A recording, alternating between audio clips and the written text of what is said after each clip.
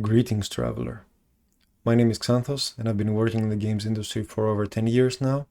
And I remember that ever since I started, whenever I would hear a negative comment about my game, even before my professional life, making D&D campaigns and so on, I would be horrified. I wouldn't want to hear the negative comment. I would be defensive about my design choices. I wouldn't want to think of the implication or talk to the person who wrote it or look online where they wrote it. It was a horrible experience. But at some point, I decided that maybe there's a different way to look at this. Maybe everybody who's writing all these comments or telling me their thoughts about the game, negative as they may be, actually is saying that because deep down they're hoping for the game to get better. And you know what? That's exactly what I want as well. So in fact, we have a common goal here. So that got me thinking, well, what if I could turn all these negative comments into an asset and turn everybody who's involved in the game into someone who can help it and someone who can benefit from it.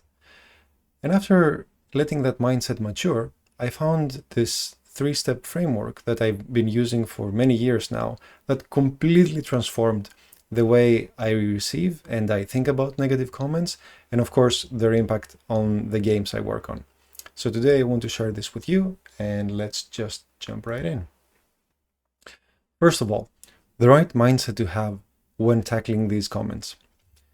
Every single comment, negative as it may be, is actually an open invitation from someone to help you as the game designer, or me in that case back in the day, to improve the game.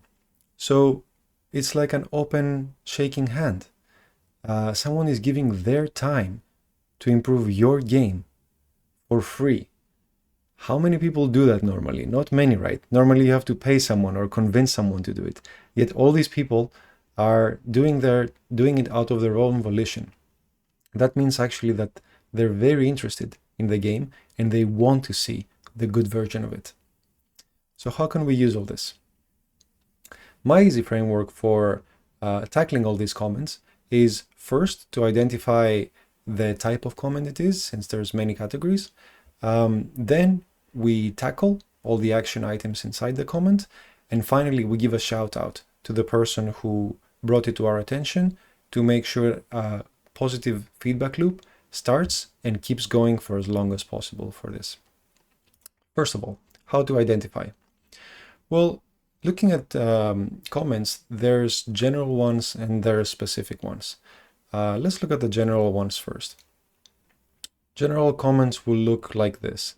This game sucks. This is the worst game ever. My grandma can make a better game. Well, you get the idea. The thing about these is that they're so general, you can't really do anything with them. It's best to ignore them, actually. Because even if you wanted to do something about it, what can you do about my grandma makes better games? That's good, I guess. You can't do much with it.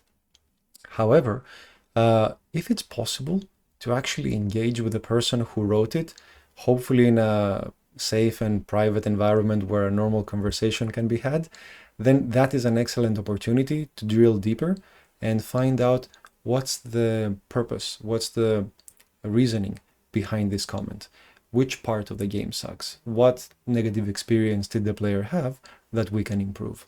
That is a very worthwhile conversation, and it's worth having if it's at all possible. Other than that, unfortunately, there's not much we can do with a general comment like that. Moving to specific comments, they are much better because they usually look like this. The robot enemies are too weak, right? This is very specific. You know which part at least the player is having a negative experience with. The game crashes when I use fire spells. Again, not immediately obvious what the issue is, but at least you know where to look. Or the name of my character is not displayed when I'm using this or that language. Again, since you know what situation causes the issue, now at least you can investigate. And perhaps the issue will be easy for you to find or your team to help you identify it. So when you do find specific comments like this, first of all, you confirm, as always, to make sure that the issue is happening and how to tackle it. Then you fix it, you of course test to see if everything is still okay and if nothing else broke in your attempt to fix things, and then you release it as you would normally. Now, this is a pretty standard process, but the non-standard part that actually I don't think I've seen any company do with my own eyes. I've heard from friends that some companies do this when they make improvements to their games, but I just haven't seen any company that does this. If you do it, by all means, continue doing it. That part is giving a shout out to people who give specific comments about your game.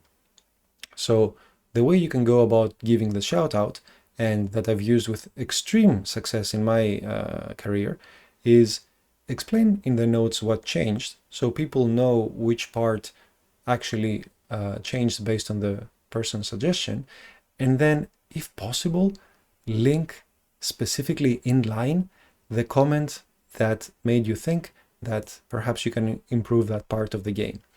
If that's not possible, having a screenshot to the comment that said, oh, so-and-so is wrong, please fix it, or linking to the user's profile that reported the issue, still can go a long way.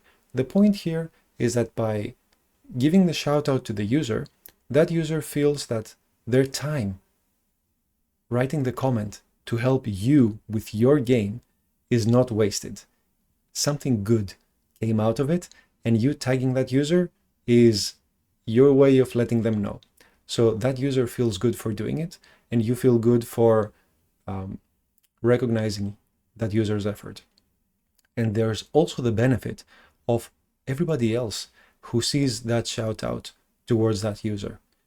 They think, well, if that user reported something and then they fixed the issue, then perhaps when I report something, they're going to fix my issue. And that will motivate people to give not just negative comments, not just general comments, but comments like the ones you shouted out. Very specific, very helpful, if a little bit negative in the beginning. This is all part of a growing process. So doing it this way ensures that this positive feedback loop starts, and once people get involved in it and they see the mechanism that will lead the game to becoming a better version of itself, they want to keep going as long as possible. So this is my short framework for tackling negative comments. I know it's a very scary topic for people. It's something that most designers want to shy away from, understandably, but I think there's a great opportunity here. So if you know someone in this situation, or if you're dealing with negative comments yourself and you don't know what to do about it, perhaps take a look at this, try it yourself, or share it with someone who is in the same situation right now. And until next time, have fun.